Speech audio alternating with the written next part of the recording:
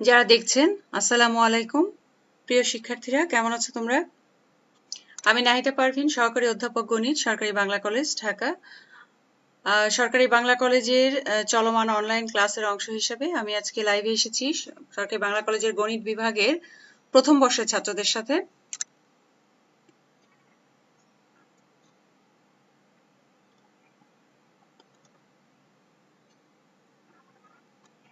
শিক্ষার্থীরা, কেমন আছো তোমরা?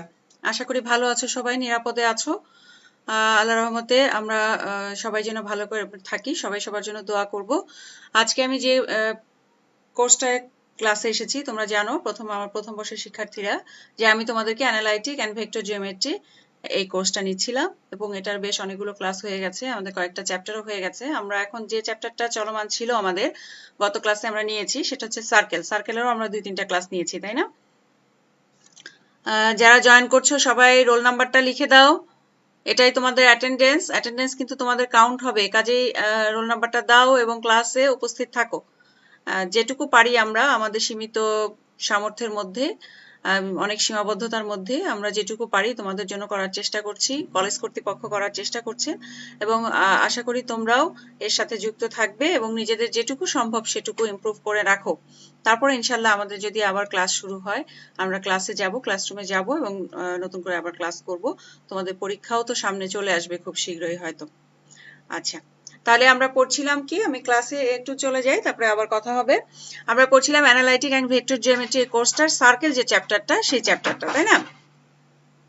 ঠিক আছে, তাহলে সার্কেল চ্যাপ্টারটায় আমরা অনেকগুলো বেশ কিছু থিওরেম পড়েছিলাম। তোমাদের মনে আছে কিনা? সার্কেলের আমি চিত্র দেখিয়েছিলাম, সার্কেলের বিভিন্ন অংশগুলো আমি বলেছিলাম, সার্কেলের সূত্রগুলো বলা হয়েছিল, এবং সবচেয়ে বড় যে বিষয়টা সেটা হচ্ছে আমরা জানি যে ম্যাথমেটিক্সের সবকিছু একটা সমীকরণ দ্বারা আমরা প্রকাশ করি, তাই না? সেটা স্ট্রেট লাইন হোক, বিন্দু হোক, বা অন্য যে কোনো ধরনের কণিক বা যাই হোক না কেন, সেটা আমরা কি করি, একটা সমীকরণ বা ইকুয়েশনের সাহায্যে তাকে প্রকাশ করি। যেমন আমাদের মানুষের পরিচয় কি, তার নাম, তার ঠিকানা, তাই না, বাবার নাম, এরকম। সেরকম জিওমেট্রিক্যাল যে কোনো এক্সপ্রেশন, তার পরিচয়টা হচ্ছে তার সমীকরণের মাধ্যমে। সমীকরণটা দেখলেই আমরা বুঝতে পারবো যে এটা আসলে কোথায় আছে, এবং তার অবস্থানটা কোথায়, তার ধর্ম কেমন, এগুলি আমরা বুঝতে পারবো। তাহলে সেই সার্কেলের অনেকগুলো সমীকরণ আমরা কিন্তু শিখেছিলাম। সার্কেলের আমরা প্রাথমিক যে স্ট্যান্ডার্ড সমীকরণ, আদর্শ সমীকরণ, সেটা শিখেছি। তারপরে জেনারেল ইকুয়েশন, সাধারণ ইকুয়েশন যেটা, সেটা শিখেছি। তারপরে এটা মূল বিন্দু দিয়ে গেলে কেমন হবে, মূল বিন্দুতে এর কেন্দ্র হলে কেমন হবে, এই যে জিনিসগুলো আমরা কিন্তু ধীরে ধীরে শিখেছিলাম প্রত্যেকটা ক্লাসে। তারপরে বৃত্তের ট্যানজেন্ট শিখেছিলাম, বৃত্তের নর্মালের ইকুয়েশন শিখেছিলাম। আরো 2-1টা থিওরি সম্ভবত আছে, আমি তোমাদেরকে পড়াবো নেক্সট ক্লাসে ইনশাল্লাহ। তারপরে আমরা শেষ করে দিব সার্কেলটা। আজকে আমি যেটা করতে চাচ্ছি সেটা হলো যে এতদিন যে আমরা যে থিওরি গুলো পড়লাম, যে ইকুয়েশন গুলো পড়লাম, সেই ইকুয়েশন গুলো দিয়ে অঙ্ক কিভাবে করতে হয়, বা তোমাদের সামনে যদি একটা সমস্যা দেওয়া থাকে, একটা প্রবলেম দেওয়া থাকে, সেই প্রবলেমটা তোমরা কিভাবে সলিউশন করবে। তো এই প্রবলেম গুলো সলিউশন করার লক্ষ্যে আমরা যে কাজটা করতে পারি সেটা হচ্ছে সূত্রগুলোকে আমরা অ্যাপ্লাই করব। কোথায় কোনভাবে অ্যাপ্লাই করব সেটা দেখার জন্য আমি আজকের ক্লাসটা তোমাদের জন্য কয়েকটি অঙ্কের সমাধানের জন্য রেখেছি। ঠিক আছে, কয়েকটি সমাধানের জন্য রেখেছি। প্রথম অঙ্কটা তোমরা খেয়াল করো একটু করে, আমরা দেখি যদি একটু আবছা লাগে তোমাদের কাছে। দেখো, প্রশ্নটা আমি একটু পড়ি, তোমরা শোনো। যারা ক্লাসে আছো আমি দেখতে পাই,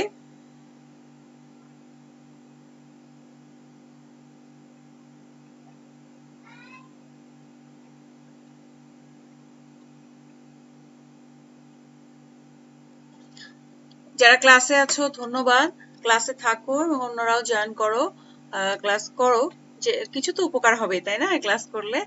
আচ্ছা, আমি প্রথম অঙ্কটা পড়ি। তোমরা অনেকে কমেন্ট করছো, ম্যাম কেমন আছেন? ভালো আছি আলহামদুলিল্লাহ, তোমরা কেমন আছো? আশা করি ভালো আছো। আচ্ছা, আমি প্রথম অঙ্কটা একটু পড়ি, তোমরা বোঝো। আমি সবসময় তোমাদেরকে ক্লাসেও কিন্তু এই কথাটা বলি যে অঙ্কের যে সমস্যাটা দেওয়া থাকে, অঙ্কের কথাটা যেটা দেওয়া থাকে, সেটা যদি তোমরা বুঝতে পারো যে কি সমস্যা, এটা কিন্তু অর্ধেক অঙ্ক প্রায় হয়ে যায়।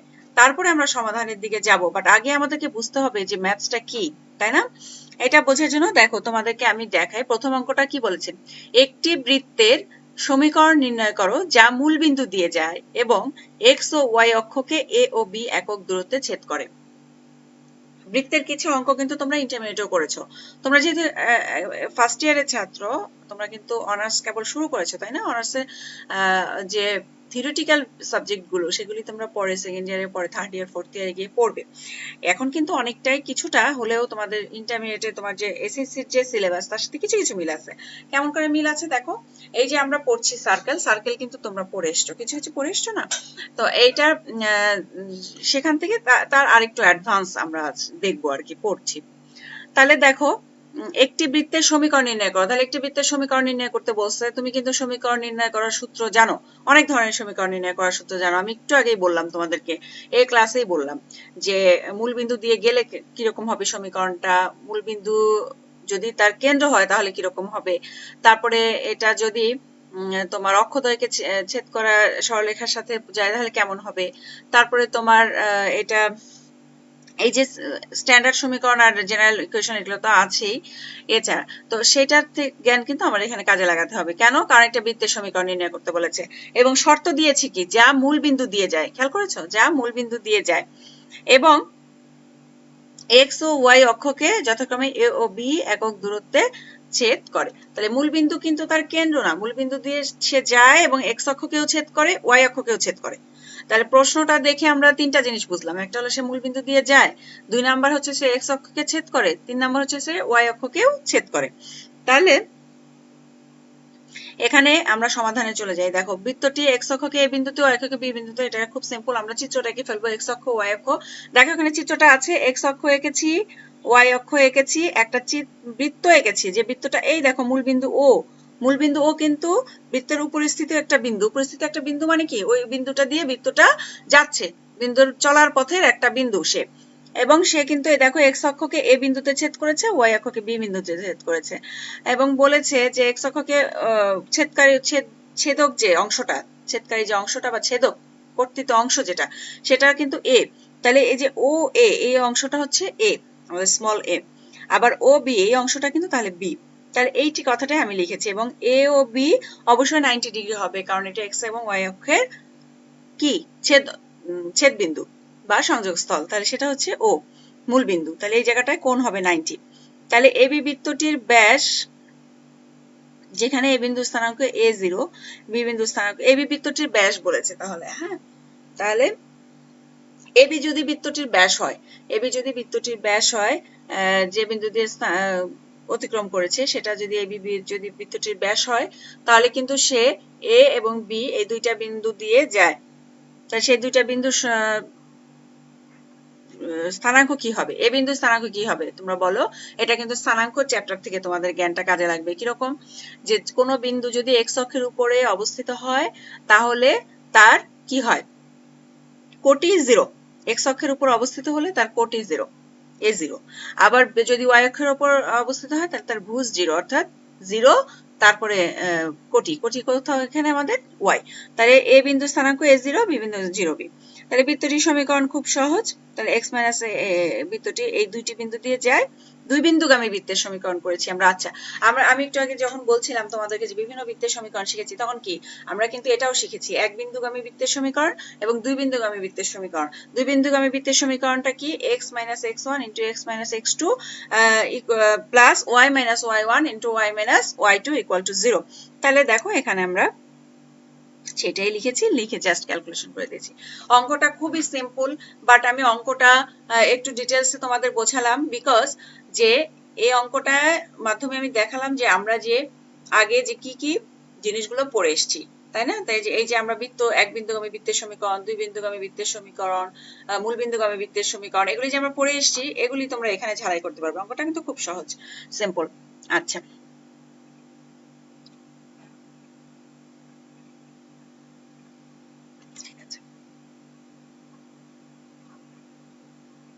আচ্ছা, আরেকটা অঙ্ক আমরা এখানে একটু করতে চাই, সেটা হচ্ছে দেখো কি বলেছে, একটি বৃত্তের সমীকরণ নির্ণয় করো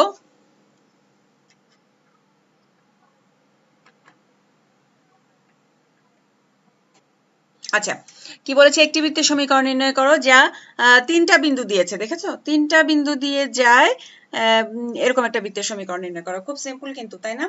আমরা দুই বিন্দুগামী বৃত্তের সমীকরণ যখন শিখেছি, তাহলে দুই বিন্দুগামী বৃত্তের সমীকরণের সূত্রটা যদি লিখি এবং সেই বৃত্তটা আবার তৃতীয় বিন্দু দিয়েও যায়, তিনটা বিন্দু দিয়ে যাওয়ার মানে কি, তিনটা বিন্দু দিয়ে যায়, তাই না?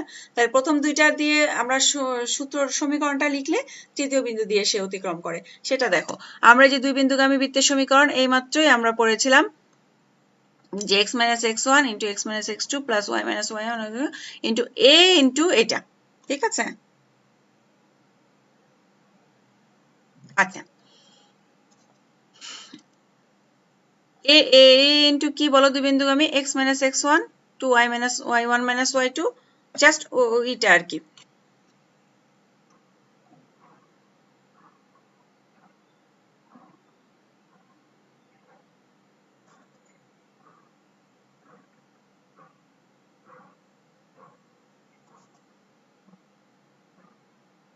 বেশ অনেকেই জয়েন করেছো, মাশাআল্লাহ, থাকো ক্লাসে।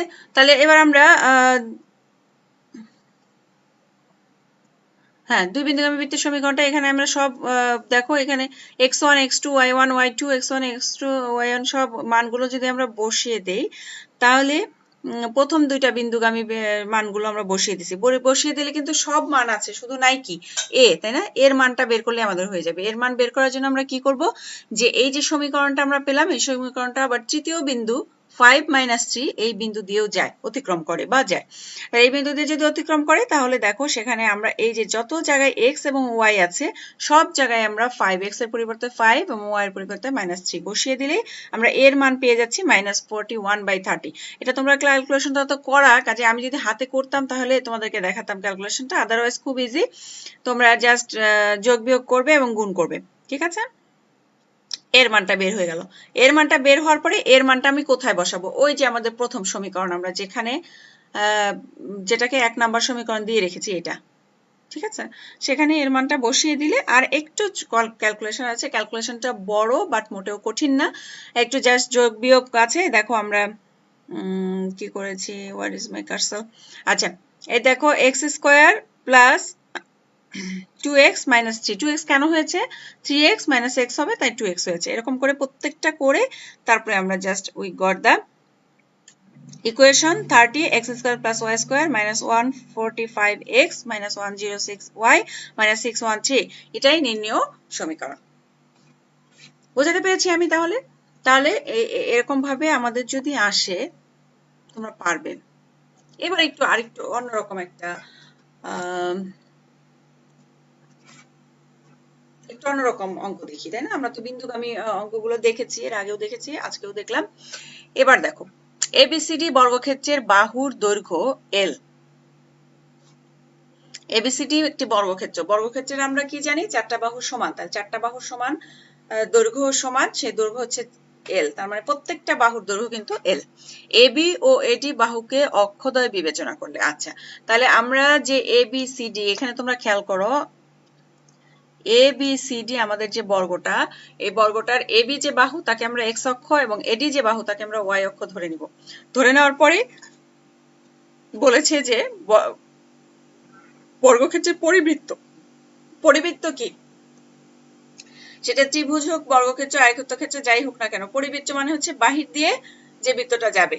তাহলে বর্গক্ষেত্রে যে চারটা শীর্ষবিন্দু, তাই না, বর্গক্ষেত্রে চারটা শীর্ষবিন্দু দিয়ে গমন করে যে বৃত্তটা, সেটাই হচ্ছে ওই বর্গক্ষেত্রের পরিবৃত্ত। চারটা বিন্দু দিয়েই যেতে হবে, কোনো একটি বিন্দু দিয়ে না গেলে কিন্তু আর সেটা তার পরিবৃত্ত হবে না। তাহলে একটা বর্গক্ষেত্রের চারটা বিন্দু দিয়ে যে বৃত্তটা যাচ্ছে সেটাই তার পরিবৃত্ত। আচ্ছা, এখানে আমরা এই কথাগুলোই বলেছি। দেখো, ABCD বর্গক্ষেত্র, AB x অক্ষ আর AD y অক্ষ হলেও প্রত্যেকটা কিন্তু L, AB সমানো L, AD সমানো L। B বিন্দুর স্থানাঙ্ক তাহলে কি হবে, L0, আর D বিন্দুর স্থানাঙ্ক হবে 0L। একটু আগে আমরা বলছিলাম A0 আর 0B, এখানে A এবং B এর পরিবর্তে কি বসাবো, L, কারণ A = B = L, সব দৈর্ঘ্যগুলো সমান এবং এটা 90 ডিগ্রি, একই জিনিস। তারপর বৃত্তের সমীকরণ আমি লিখে দিলাম x minus L, তাহলে L x² plus y² into L into x plus y। আচ্ছা,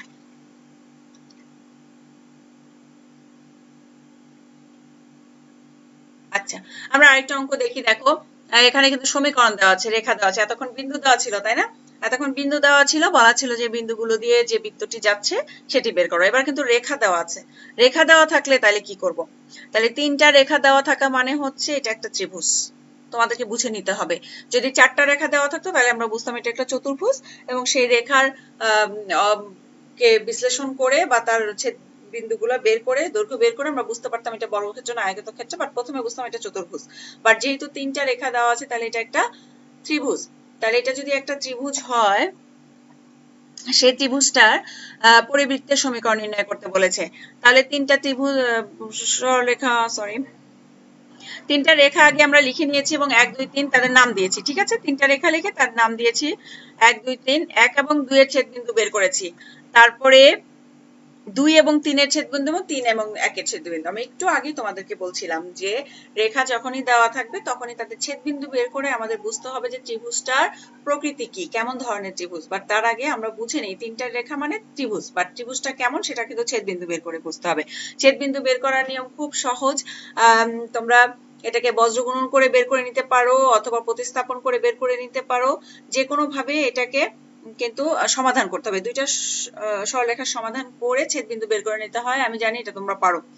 আচ্ছা, তাহলে এই 3টা রেখার ছেদবিন্দু বের করে নিলে তোমরা মনে করো যে আমি যদি 1 এবং 2 এখানে 1 নাম্বারটা কি এসি রেখা, 2 নাম্বার এবি রেখা, তাহলে এই দুইটার ছেদবিন্দু কি হবে এ।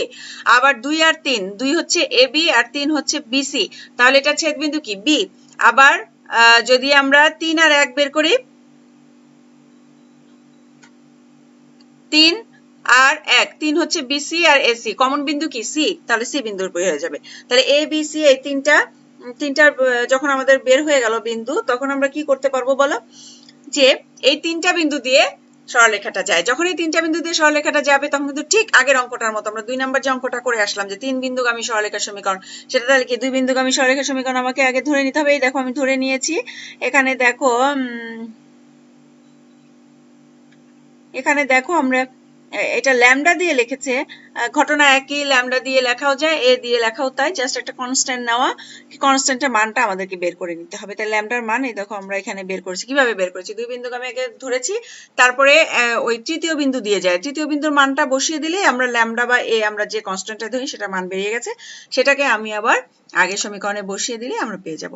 তাহলে যদি বিন্দু দেওয়া থাকে তাহলে আমরা যেমন পারি, রেখা দেওয়া থাকলেও পারি। রেখা দেওয়া থাকলে আমাদের আরেকটা স্টেপ অঙ্কটা বেড়ে যায়, সেটা কি, যে রেখা থেকে আমাদের ছেদ বিন্দুগুলো বের করে নিতে হয়, আর কিন্তু কিছুই না, বেশ ইজি। আচ্ছা, নেক্সট অঙ্কটা কি বলো। এখানেও 3টি বিন্দু দেওয়া আছে, কিন্তু বলেছি কি অন্তর্বৃত্ত। বাহ, এর আগে আমরা পড়লাম পরিবৃত্ত, এবার পড়ছি কি অন্তবিন্দু। তাহলে পরিবৃত্ত কিন্তু শীর্ষবিন্দুগুলো দিয়ে যাচ্ছিল, অন্তবৃত্ত কিন্তু তা যাবে না। অন্তবৃত্ত কি হবে তাহলে খেয়াল করো, 3টা রেখা যখন আমরা পেয়েছি,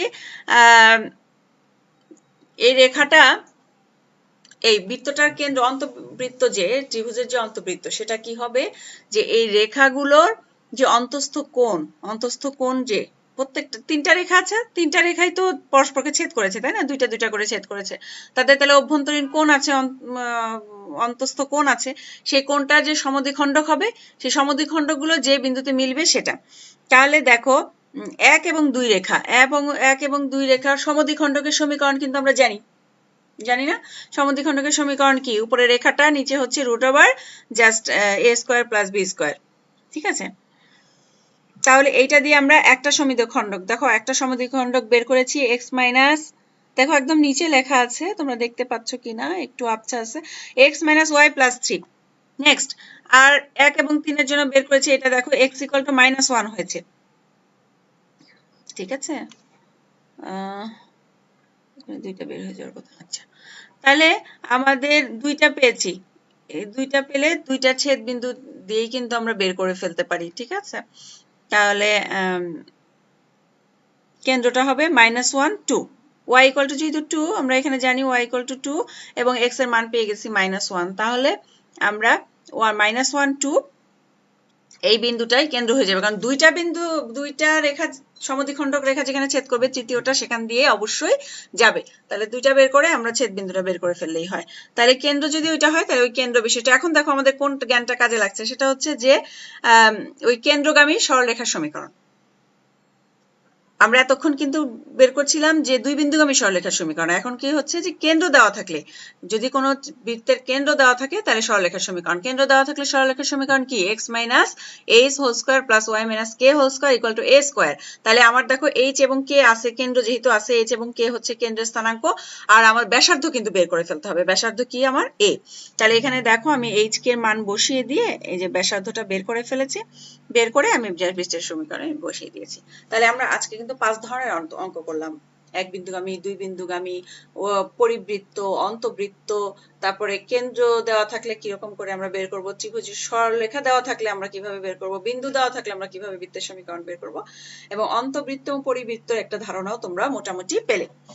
তাহলে আজকে এই পর্যন্তই। ধন্যবাদ সবাইকে। ভালো থাকো, সুস্থ থাকো। আমরা নেক্সট ক্লাসে ইনশাল্লাহ আরো একটা দুটো থিওরেম পড়ে আমাদের সার্কেলটা শেষ করে দিব। তোমরা ক্লাসগুলো কন্টিনিউ করো। যদি আগের ক্লাসগুলো দেখার ইচ্ছে থাকে আমাদের গ্রুপেই দেয়া আছে, তোমরা নাহিদা পারভিন দিয়ে যদি আমার নাম দিয়ে যদি সার্চ দাও সবগুলো ক্লাস একসাথে পেয়ে যাবে। সেই ক্লাসগুলো, আগের ক্লাসগুলো দেখো, আজকের ক্লাস দেখো। তোমাদেরকে কিন্তু স্ক্রল করে খুঁজে খুঁজে বের করতে হবে না। নাহিদা পারভিন দিয়ে সার্চ দিলে আমার যত ক্লাস আছে সব একসাথে তোমরা পেয়ে যাবে। ঠিক আছে? তাহলে ক্লাসগুলো করো, দেখো, এবং ভালো থাকো, সুস্থ থাকো, স্বাস্থ্যবিধি মেনে চলো, সীমিত পরিসরে একটু হলেও পড়াশোনা করো। ঠিক আছে? ধন্যবাদ সবাইকে।